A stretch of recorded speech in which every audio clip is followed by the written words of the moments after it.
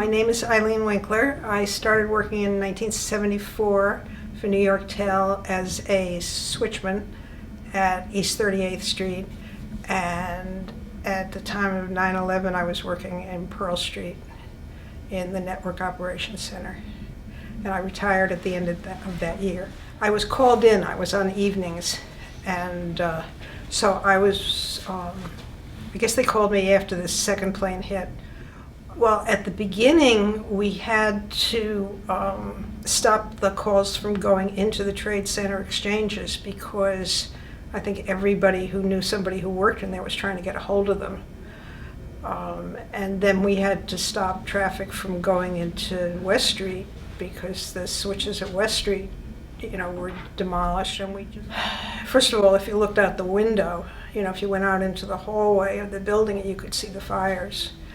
And around 5 o'clock, 7 World Trade collapsed, and we saw that, and we were saying, are we next? There was this real fear of what do we do if a plane hits us. But other than that, it was just very intensive work trying to do all this stuff as fast as possible. And fortunately, one of the engineers was there for a meeting, so he was helping. He was doing the design of the rerouting, and we were just putting the stuff into the switches.